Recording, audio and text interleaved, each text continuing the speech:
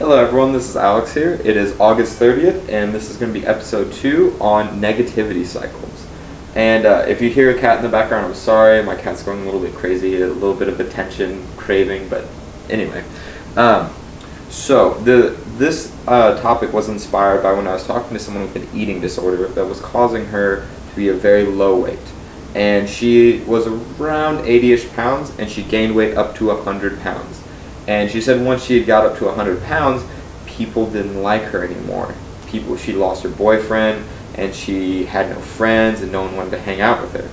And I was saying, and she was trying to say it's because she gained the weight. And I was saying that's absolutely ridiculous. Most people are above 100 pounds. Like, that's still pretty low. Like, that's very low compared to most people. And not that there's anything wrong with being 100 pounds. It's fine weight. 80 is too low. 80 is just too low. But anyway, so she was making this correlation with her gaining weight and all of her friends hating her. Like, that's how that happened. And I was pointing out to her that in all actuality, what really happened was that she became more negative once she had gained the weight, which caused her to slowly start falling into this vicious cycle, which I'll talk about. Real quick before I get into the vicious cycle, I want to preface this with there are things in our mind called mirror neurons, which allow us to feel the emotions other people are feeling.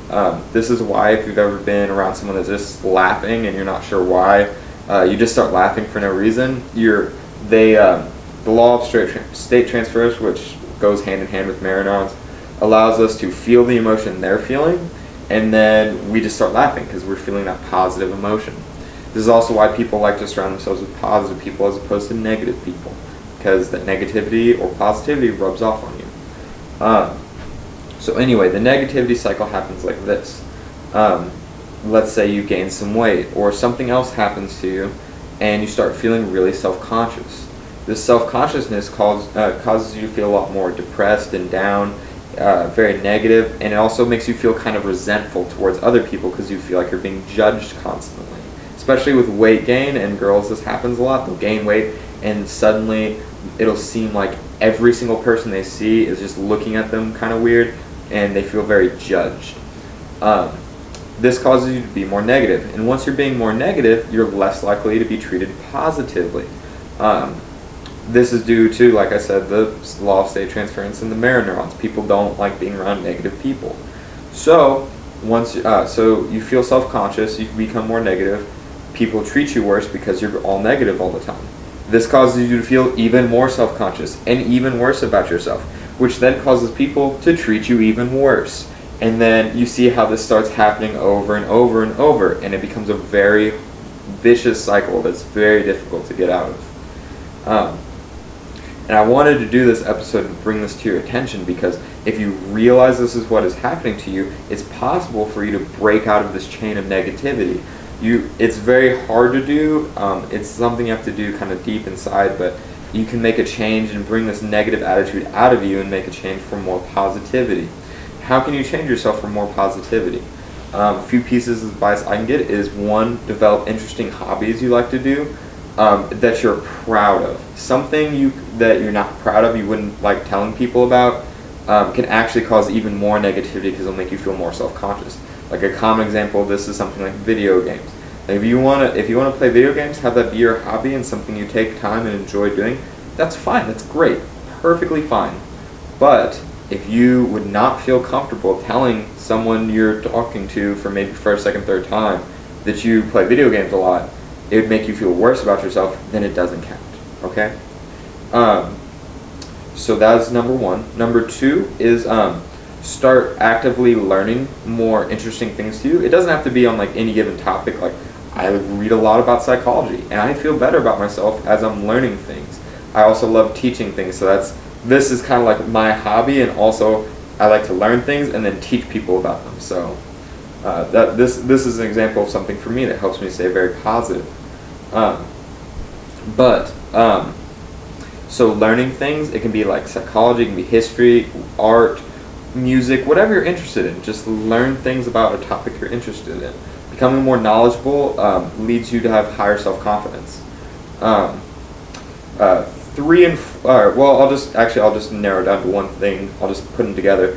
3 would be remove a lot of the negative people from your life and be around more positive people, and then make sure you're actually going out and doing things together. It doesn't really matter what you're doing as long as you're hanging out together. It could be your family, it could be friends, could be just acquaintances, but positive people that are going to make you feel better about yourself. If you're around negative people all the time, they'll tend to rub off on you because of, like I said, the law of state transference and the mirror neurons. That negativity kind of rubs off on you and gives you a more bleak outlook on life. Whereas you're around people that are just positive all the time and looking to have fun, or just live happy lives, then then that's going to rub off on you as well, and that's going to give you something to keep you more positive in general.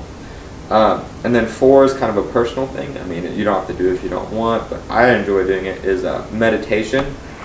Get out of here, cat. Anyway, I like doing meditation. I meditate every night before I go to bed. It helps me get calm and relax myself. I also do like little mini meditations at a school sometimes. Like, I'll sit down at a table where there's like a lot of like nature stuff where I can see, like trees, grass, wind, some nice architecture, and then I'll just kind of like observe all of it going on. So I'll just sit there and just like notice all the wind going and stuff. I'm not like a meditation expert, so I'm not going to go into like how to do it and stuff. I'll let you just go and like read some books on it, go find some YouTube videos on it. Pretty easy stuff. If you really do get into it though, it can help you calm you down a lot. So that's something that I enjoy doing. And the last thing I can recommend is find someone you can talk to. Probably a good thing would be like a close friend or family member that you can find someone you can brag to. This kind of goes hand in hand with number 1 as well, where you find a hobby or something you enjoy doing. Find a hobby or something you enjoy doing, and then find someone to brag to. And I don't mean you need to go and brag every time you do anything at all, but it's very good for you to every once in a while be able to go and brag on yourself. Being able to go and do like, oh, I did this, and I'm like helping people, or I did this and it was so cool. Anything at all, just brag about yourself for a little bit. It helps you feel a lot better about yourself. Being able to articulate the nice things you've done, the cool things you've done, just leads to a lot general, like, you can kind of understand more what you're doing.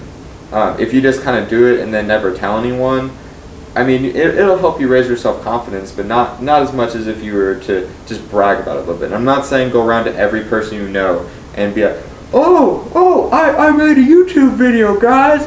It's fucking awesome. But I mean, like, being able to go up to people, and if it's relevant in the context, being able to tell them and be proud of it, brag about yourself a little bit, is very good for helping you keep your confidence levels high.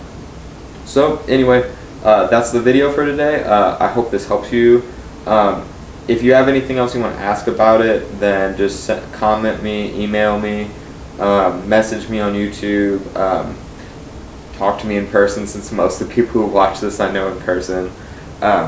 Anything at all, and I'll try my best to help, and hopefully I'll be able to get another video soon.